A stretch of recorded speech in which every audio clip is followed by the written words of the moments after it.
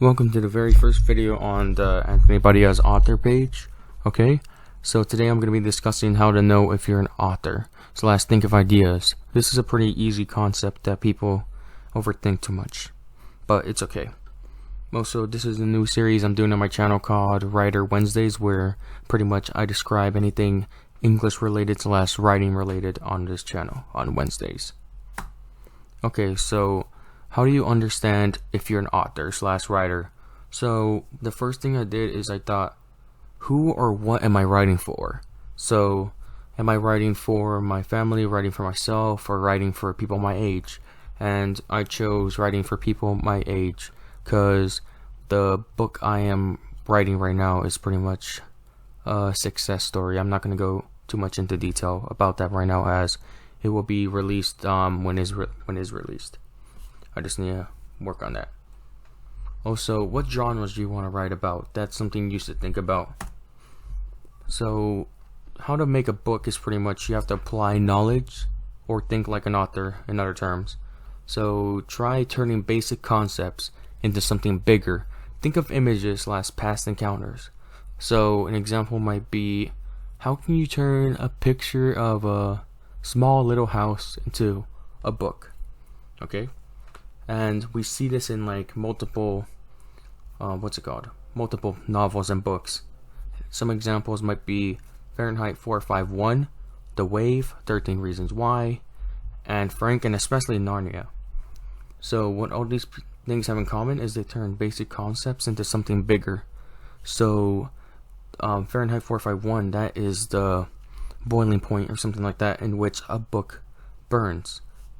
I think. I haven't read that book in a while, but it's a really good one. You should read that. And The Wave is pretty much how there's this classroom, and they're doing a classroom experiment about like how it was in World War II. And the wave is pretty much like considered a Nazi salute in a way, so that's like why they named it that. It pretty much shows how history repeats itself. And 13 Reasons Why is about a girl who pretty much kills herself and leaves tapes to the 13 people that caused it, which is an awesome concept. Like, you gotta think outside the box, okay? Think bigger than all of these ones I'm describing right now. Also, Anne Frank is pretty much a book about a girl writing in her diary about World War II, which is pretty much like what I mentioned here, the past encounters part. And Narnia is a really awesome concept. All of these are awesome concepts. So like Narnia shows how pretty much it's like turning a closet into a different dimension type thing. I haven't watched Narnia in a while, but you should check it out.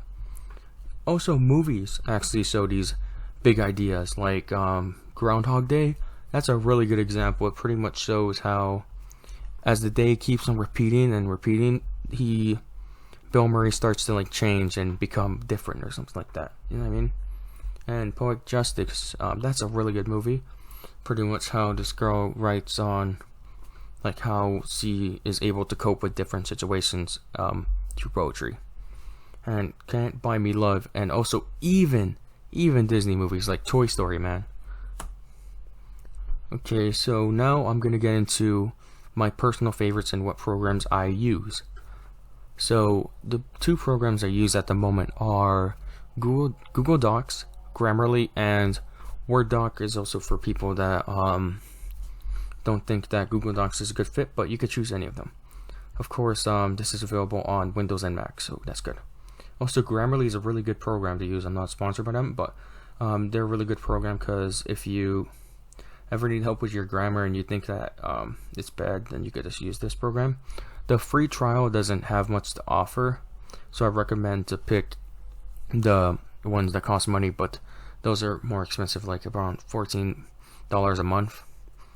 And the free program just pretty much gives you like this basic comma, punctuation, all that stuff. So pretty much that is what you have to do to think like an author and be an author. Okay, now how do you know if you're an author? That's a pretty easy question, actually. You just gotta think like, am I gonna enjoy this? What am I writing for? As mentioned on slide number 2 here. So pretty much that's it. Thanks for watching, and if you have any questions, leave it down in the comments below, and I'll hopefully reach out to you. Thank you.